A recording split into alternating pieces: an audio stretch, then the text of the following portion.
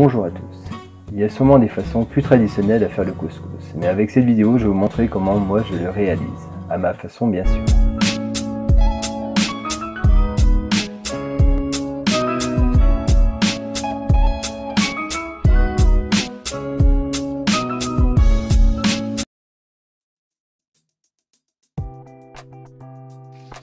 Faites rissoler l'agneau avec les oignons et de l'ail.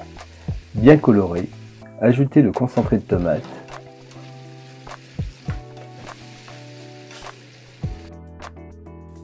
Et mouillez jusqu'à hauteur.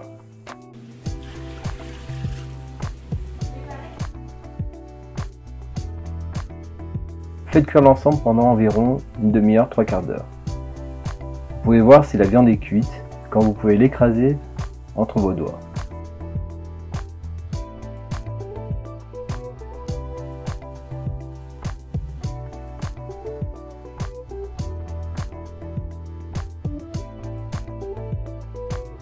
Dans cette vidéo, je fais un couscous pour une centaine de personnes. Je fais donc revenir la viande au four sur un papier sulfurisé avec des herbes de Provence, du sel et des épices.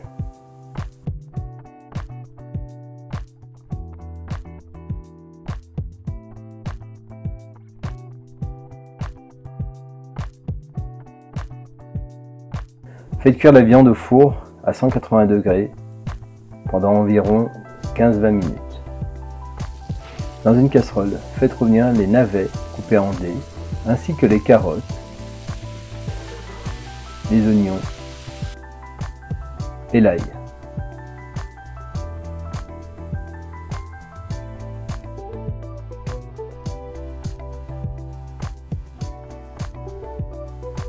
Faites caraméliser un peu le tout et ajoutez les épices, le sel, un peu de concentré de tomate,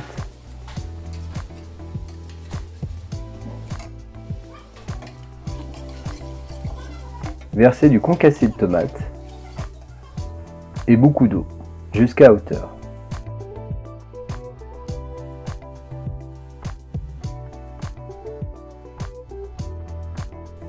Vous pouvez rajouter quelques herbes de Provence et faites bouillir pendant environ 20-30 minutes.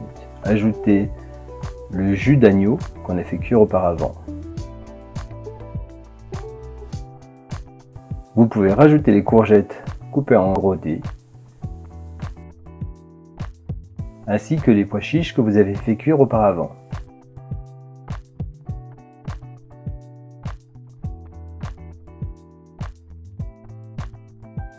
Ajoutez l'agneau et faites cuire l'ensemble jusqu'à ce que les courgettes soient cuites.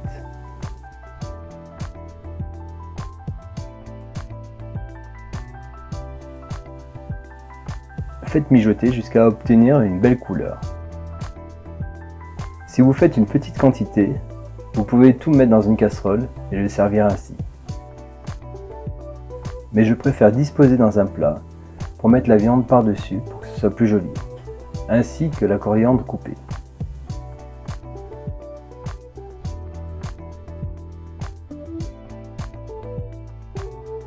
Il faut qu'il y ait pas mal de liquide et vous mettez au four à 150 degrés pendant 15 bonnes minutes, jusqu'à qu'il y ait une belle coloration au-dessus.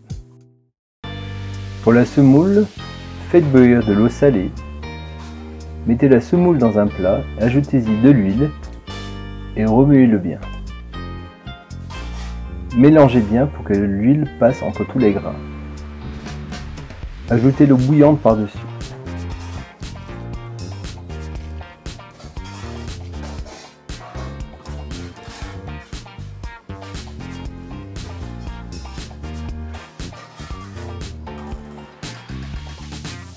Il faut qu'il y ait assez d'eau pour que tout l'ensemble tremble quand vous remuez. Mettez un couvercle par-dessus et attendez 10 bonnes minutes jusqu'à ce que la semoule prenne toute l'eau. Après, vous pouvez remuer et égriner la semoule. Vous pouvez rajouter bien sûr du beurre fondu par-dessus, c'est encore meilleur. Voilà, c'est un plat assez simple, mais il faut quand même un peu de temps pour le réaliser. Si vous voulez faire un couscous végétarien, faites le même processus mais sans la viande. C'est un plat avec beaucoup de protéines grâce aux pois chiches. Je vous souhaite bon appétit.